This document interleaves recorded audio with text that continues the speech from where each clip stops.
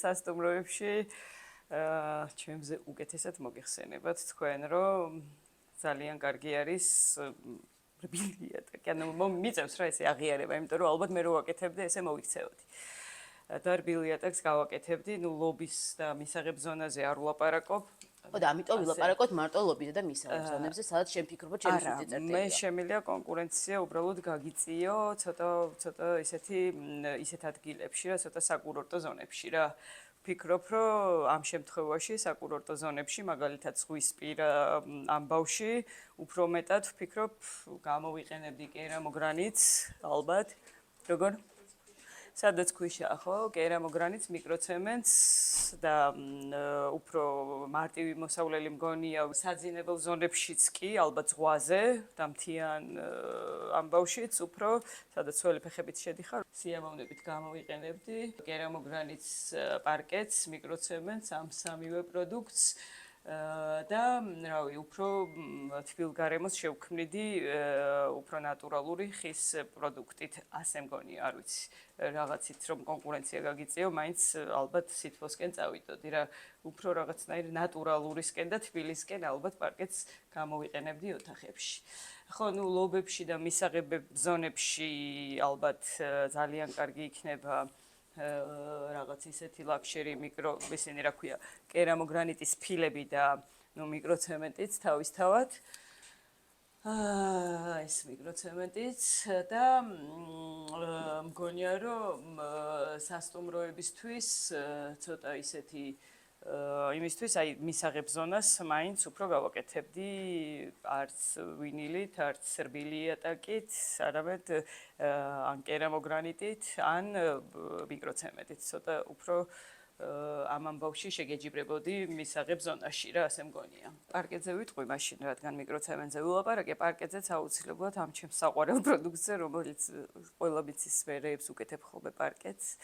ანუ პარკეტს ხარშავ, ფხაჭნი, ყველანაირ ექსპერიმენტს უტარებ ხოლმე ზეცვას ხავ, წითელ ღვინოს, ასე შემდეგ, რომ შევამოწმო ხოლმე პარკეტის ხარისხი და ნუ ქუსლებით, ხა იმ გამეუნებოდა იმ დროს დააგებდი კიო, მაგრამ რატო ქუსლების ამბავშიო, ქუსლები კი არა, რა ვიცი, ხა ისეთი პარკეტები მაქვს ნანახი, გინდა ქუსლებით იხტუნავე და გინდა გადაუარე, ნუ ერთადერთი რასაც ვერ გაუძლო, იყო დანაჩავასე ესე და ჩაესო. მაგიც ახლა ცოტა ვერ ახარ ძალიან მოინდომე შენ, რომ დანაც არ ესობოდესო, აბა ეგ რა იქნება მაშინო და ხო და მოკლედ პარკეტი არის, რა ვიცი, რა ჩემი საოცარი პროდუქტი, რომელიც იატაკქვეშა გათბობასაც გადასარევად უძლებს ეს შრეებიანი, მრავალშიანი პარკეტი, ძალიან კარგად უძლებს ქუსლებსაც, სხვადასხვა სითხეებსაც და პარკეტზე მე ცოტა მოკლედ ვიტყვი სახლებთან დაკავშირებით, სახლებზე როცა ვილაპარაკებ და ეხა გადაულოცავთ მის საყვარელ თემას ინგას, იმიტომ რომ სასტუმროებზე მგონია რომ ბევრი იქნება სალაპარაკო. ნამდვილად ეს არის ჩემი მართლა ძალიან საყვარელი თემა, არა მარტო მასალებით, ისე უბრალოდ ძალიან მიყვარს ტურიზმი და თუ ჩვენ ვლაპარაკობთ რეზორტ ტიპის სასტუმროებზე, რომლებიც ახსენე ხა და სადაც ფიქრობ, რომ ლამინატი და პარკეტი უნდა გამოიყენო, მან ორი წინააღმდეგობას წავაწყდები. პირველი მაგალითად კერამოგრანიტის თუ გამოიყენებ ცივა ძალიან იმ იატაკზე და ძალიან უხერხულია სიარული, კერამოგრანიტს აქვს გადაბმებში დიდი შოვები და ულამაზოა საშინლად. ასევე ცივია ძალიან, ზამთარში ძალიან ცივია და როგორც კი რაღაც დაგივარდება, ეგრევე ეტყდება. ნუ სასტუმრო ზოგადად კერამოგრანიტსაც. სასტუმროები ხოლმე რაღაცებს კაი. არა უშავს არ მეწყინება. სასტუმრო ზოგადად მიიჩნევა ადგილად, სადაც განა ისეთი უნდა იყოს სასტუმრო, როგორიც სახლია. იმაზე უკეთესი უნდა იყოს, ვინემ სახლია და უფრო მეტი კომფორტული უნდა იყოს, ვინემ სახლია. შესაბამისად, ეს მეტი კომფორტი უნდა იყოს ყოველთვის სასტუმროში. თუ გინდა შენ რომ ინტერიერში შეიტანო ის ნატურალური ეფექტი, რომელსაც პარკეტს შემოაქვს, ამ შემთხვევაში კონკურენციას გაგიწევს ვინილის იატაკები, რომლებიც ძალიან გავს ნატურალურს, მაგალითად ახალი კოლექციები, რომლებიც ძალიან ნატურალური იატაკებს გავს და დაგებულ შემთხვევაში ვერ განასხვავებ პარკეტისგან, არ ეშინია ასევე არც ქუსლის, არც იატაკქვეშა გათბობის და კიდევ ჩანაცვლება ძალიან მარტივია. იგივე პარკეტის ან კერამოგრანიტის ამოღება და გამოცვლა, ნუ სასწაული შოვები, აი ყველამ კარგად იცით, მაგრამ მაინც გავამზადე, რომ აი ესეთი მინიმალურია შოვები და საერთოდ არაფერს არ საჭიროებს. და რაც თავარი არ სუნთქავს, ბოლო დროს ძალიან პოპულარული გახდა ჩვენთან ესეთი კვარც ვინილის იატაკები, რომელიც ვინილის ერთგვარი ნაირსახეობაა. თუ გაინტერესებთ რა არის განსხვავება ჩვეულებრივ ვინილსა და კვარც ვინილის იატაკებს შორის და რატო უნდა გამოიყენოთ ან რატო არ უნდა გამოიყენოთ, ორი სიტყვით ამას გეტყვით, რომ აი ჩვეულებრივ ვინილი, რომელიც წებოზე ეწებება და რომლისთვისაც აუცილებელია თვითწორებადის დასხმა, იმიტომ რომ იდეალური სისწორე სჭირდება. არის იატაკი, რომელიც არის მკვდარ იატაკს რო ეძახიან, ანუ დააგე და აღარ მოძრაობს. ეს კვარცვინილის იატაკი იგივე ფუნქციისა, იგივე თვისება აქვს, როგორც პარკეტს, რომელიც სუნთქავს და იბერება, იმიტომ რომ კლიკზეა და არ არის დაწებებული. და სჭირდება შოვები, სასუნთქი, შესაბამისად, თუ თქვენ უნდა გამოიყენოთ ობიექტზე დიდი ზომის ინვენტარი, მაგალითად რაღაცა პიანინო ან რაღაცა დიდი ზომის ავეჯი, რომელიც ერთ კონკრეტულ ადგილზე შექმნის დიდ წნევას, მაშინ გირჩევთ, რომ ყველა ვარიანტში დაწებებელი ვინილი გამოიყენოთ, იმიტომ რომ ის დაწებდა და აღარ მოძრაობს. და კვარც ვინილის შემთხვევაში, ანუ ესენი მაინც მოძრაობენ და ამოიფუყება, დაზიანდება, გაიბერება და ანუ ეს არის გამასხვავებელი ამ იატაკებს შორის. ლობიზე ხო ამ ვინილებს რა თქმა უნდა ალბათ ეს დიდი ხანია იცით რომ აღარ აქვს ასრული, იმდენი ვერსია არსებობს, იმდენი ზედაპირები არსებობს და იმდენი ფაქტურები არსებობს, ამის ჩვენებას ნამდვილად ეხლა არ შემოგთავაზებთ, უბრალოდ ძალიან ბევრი ყველაფრის მიღება შეგიძლიათ ვინილით, ყველა ეფექტის მიღება შეგიძლიათ ვინილით. და რაც შეეხება ლობის, მე მაინც ძალიან მიყვარს კომბინაციები. ჩემთვის ინტერიერი უფრო მყუდროა, როცა კომბინაციას ხვდებით. ეს კომბინაცია ნიშნავს, რომ ვიღაცა განსხვავებული ტიპის ადამიანები ყველა ნახავენ რაღაცა თავისთვის მოსაწონ ზონას. ეს არის ვერსიები, როდესაც იატაკზე ჩემ შემთხვევაში ვინილია გამოყენებული და ზემოდან რბილი იატაკი ხალიჩის ვერსიით ან როგორც რბილი იატაკის ვერსიით ისე ზონის უფრო მეტად კომფორტის ასაწევად გამოყენებული, აი ორივე ვერსია ეგეთია. თუ აქაც ყურადღებას მიაქცევთ იატაკის შერჩევას და არ იქნება მონოფერები, მონოვერსიები, ერთფერი ვერსიები, მაშინ აქაც დაცული იქნებით ნაკვალევისგან და ტრაფიკისგან და ეს იატაკები, ეს რბილი იატაკები კიდევ უფრო დიდ ხანს იქნება ვიზუალურად ეფექტურად სტუმრებისთვის. თუ არადა ამის აღება და გარეცხვა მარტივად არის შესაძლებელი. ეს ლობი, აი აქაც, ანუ ყველა ისეთი ვერსია მაქვს შემოთავაზებული, სადაც ეს რბილი იატაკები, რომლებიც ეშინია ჩვენს დიზაინერებს, არის ხალიჩებად გამოყენებული და თქვათ, აი ეს შიშიც ამით შეიძლება მოიხსნას, რომ შეიძლება აიღო და გაირეცხოს. ოთახებში, რა თქმა უნდა, არ მივდივარ რბილი იატაკის გარდა სხვა არაფერს არავის არ ვთავაზობ არასდროს.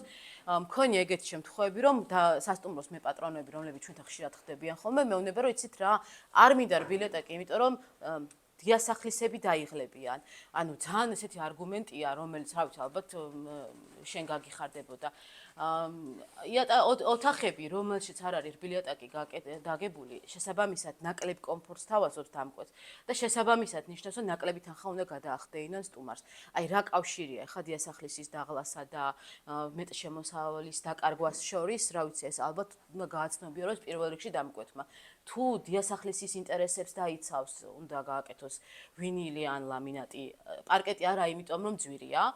და იგივე ეფექტის მიღება ვინილითაც შეიძლება ბიუჯეტურ ვერსიაში და ნუ თუ სტუმრის ინტერესი აინტერესებს და სტუმარს მოყვარია ნამდვილად, მაშინ რბილი იატაკის ანალოგი არა აქვს, რა თქმა უნდა.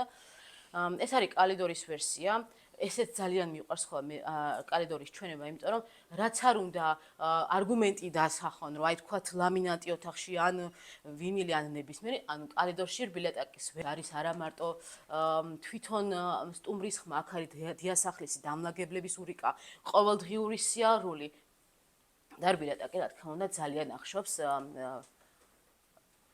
წარმოქმნილ ხმას. სხვა სტუმრებისთვისაც. ამ შემთხვევაში ეს არის გამოყენებული უფრო ძვირადღირებული ინსტალაციის ვერსია, ანუ გამოყენებულია ძვირადღირებული ქვა და ასევე რბილი იატაკი, რომელიც ჩაკერებულია და ნუ თუ ვიღაცას ფუფუნების გაზდა უნდა, ესეთი ვერსიებიც შეიძლება რომ გამოიყენოს. სხვათა შორის გამოგრჩა სასტუმროში საუზმის ზონა. აჰა. აქაც კომბინაციებით მაქვს გაკეთებული. ეგ მაშინ ალბათ ისეც ვინილი, ანუ ჩემი საყვარელი ვინილი, ეუწინააღმდეგება შენ საყვარელ მიკროცემენტი ალბათ შეუცვლელი იქნებოდა მაინც მაგ შემთხვევაში. ჩემთვის ეს არის, რა თქმა უნდა, ბიუჯეტი.